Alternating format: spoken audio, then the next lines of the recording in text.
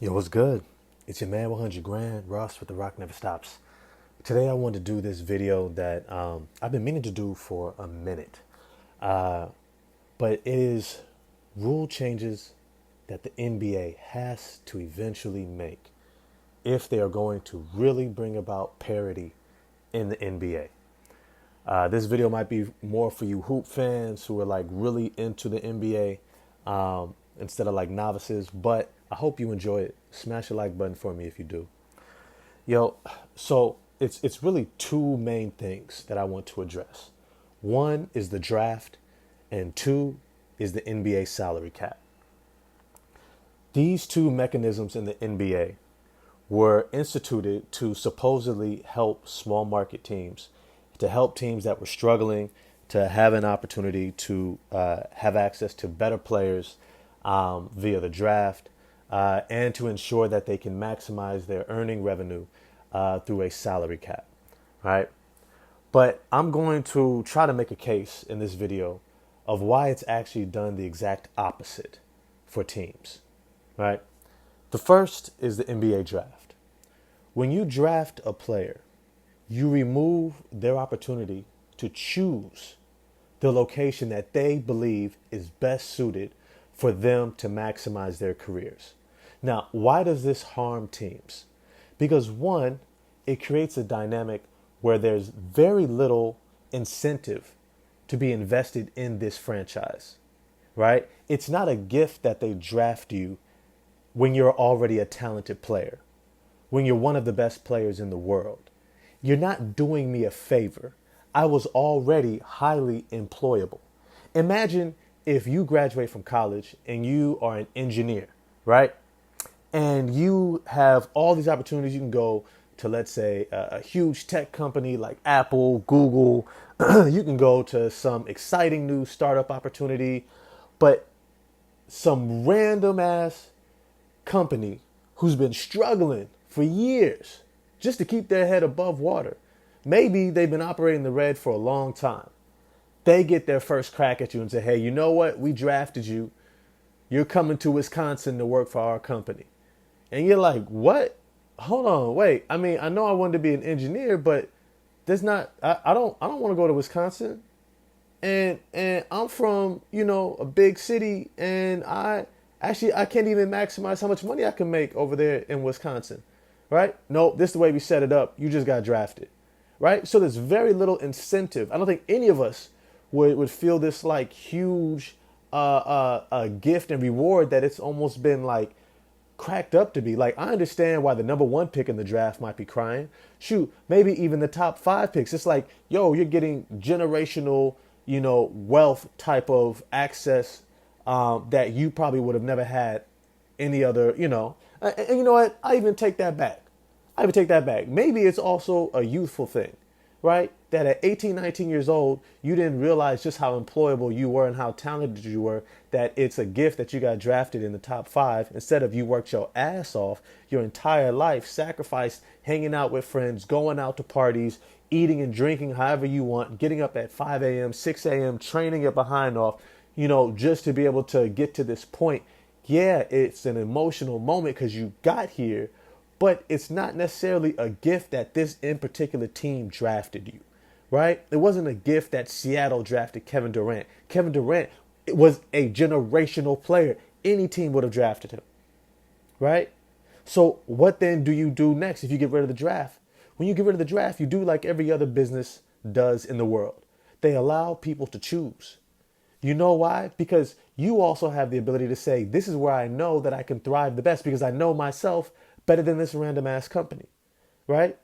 I know myself. I know what I'm needing.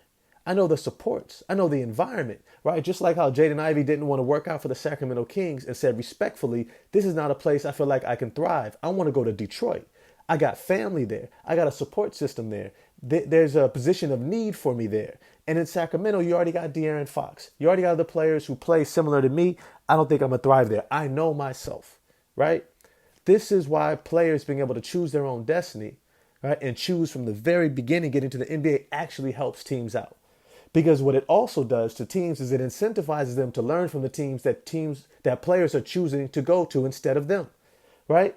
if every player says, you know what, hey, the Toronto Raptors developed 10 times better than most other teams, or the Golden State Warriors or the Miami Heat have a great culture, you know who's got to step their game up? Minnesota. You know who has to step their game up? Charlotte. If nobody wants to get signed by you, except for second tier and third tier players who you're going to have to overpay for to convince them to take a chance on you, right? It's going to incentivize you to grow.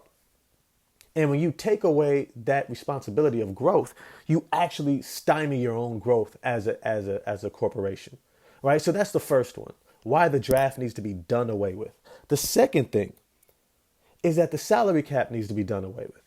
You know why? Because it's oppressive, right? Let's say I am an inventor. Let's say you're like Steve Jobs, right? And you get hired by Apple, right? You get hired by Apple and you have all these ideas, you have a team around you, you have all these inventions, and they say, this is amazing, but the maximum we can give you is $10 million a year. And he's like, wait a second, one of these inventions I'm creating for Apple allows you to make $250 million a year. So why am I only getting 10? Well, you know what? It's just the maximum that we can give you, man. It's, it's just all we can do. This is all we can do. I'm sorry. I apologize. This is, it's the most. Because if we go over this cap, we're going to get taxed. And then, we get taxed by other tech corporations. And so now you're going to have to, we're going to have to pay an additional maybe $2.5 million to this fund because we went over the salary cap. So we can only give you 10. All right. And then Steve Jobs is like, well, hey, yeah, but that's only $12.5 million that you're paying out. You're still making 250, right? It doesn't make sense when we apply it to other businesses. It doesn't make sense when we apply it to other spaces of corporate industry where we look at people are always allowed to maximize their earning potential, right? Now, what does this do to a player like, let's say, a Donovan Mitchell, right? I have star-like qualities, right? I can sell out this stadium because people want to see me dunk on everybody. I do things only a handful of players in the NBA can do. Right? And yet, not only did I not get to choose to be here in Utah, right? Which I probably would have never chosen, right? Because I played in Louisville, which is a big time basketball city, right? Huge sports city, sports town, right? And he comes from the East Coast. He would have never chose to go to Utah, right? But he's there, right? And on top of that, his earning potential is stymied, not just because of the salary cap, but because of the market, all right? Their inability to maximize their marketing to make sure that players can earn their max value, not just through their contract with the team, but also through advertisement, right? You got an Adidas deal, but you know what? He should be way bigger. Imagine if he was in New York from the very beginning, right? If he was there from the very beginning, you know how much money he would make, how big of a star he would be. If he had those back-to-back 50-point games in the playoffs for the Knicks, for the Nets, for the Lakers, for the Clippers, right? His value is stymied by being in Utah. Now, maybe this also changes how the Utah Jazz understand that they have to begin to build up their marketing team to maximize how players can make money from their play, from their ability to entertain and to draw fan interest, right? It forces everyone else to compete better, right? And this is why these mechanisms that control how much money players can make, right? How much choice that they have only ruins the product that is the NBA league or basketball. It only ruins the product. I wouldn't say it ruins, but it undermines its growth because it removes competition. It removes this incentive that, you know what, these organizations have to do better. The Charlotte Hornets, you shouldn't be in the same position you've been in since the Kemba Walker, Al Jefferson days. You shouldn't be in the same position of not being able to hold on to stars since when you had a Lonzo Mourning and Larry Johnson and Muggsy Bogues and Glenn Rice, right? Like you should not be in the same position, and yet you are. And this is concerning as franchises who would love to have star players who are set up to be able to maximize their abilities.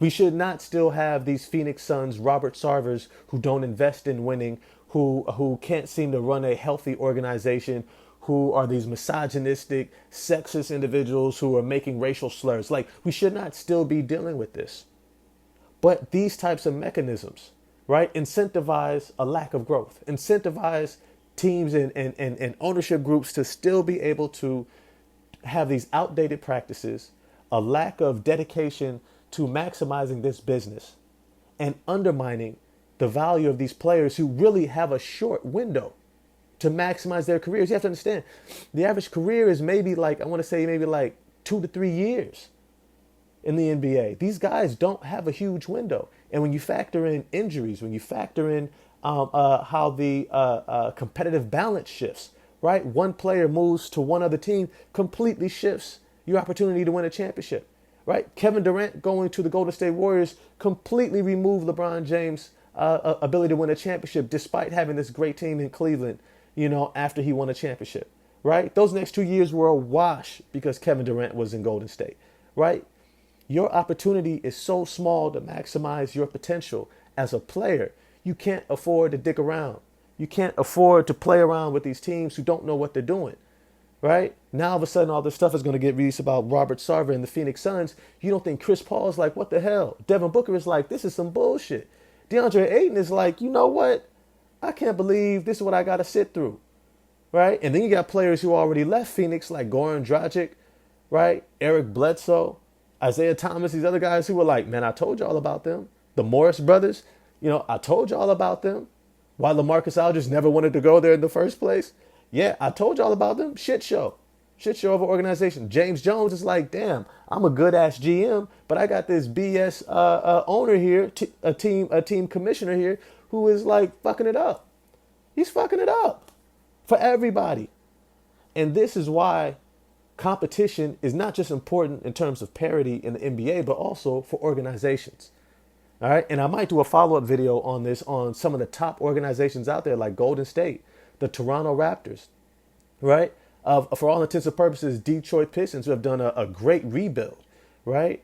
The Orlando Magic, who's done a solid rebuild, right? San Antonio Spurs, teams that seem to know what they're doing and act very deliberate in terms of how they are managing and going about running their organizations.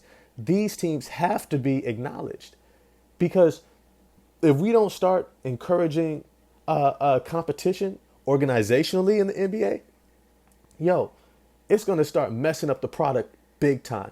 And the more that we have this access to free flow of information and media, you're going to start seeing other leagues who are already coming up, like in Australia, Spain, and then NBA Africa is coming, right? Around the world, we're going to be able to watch these players everywhere.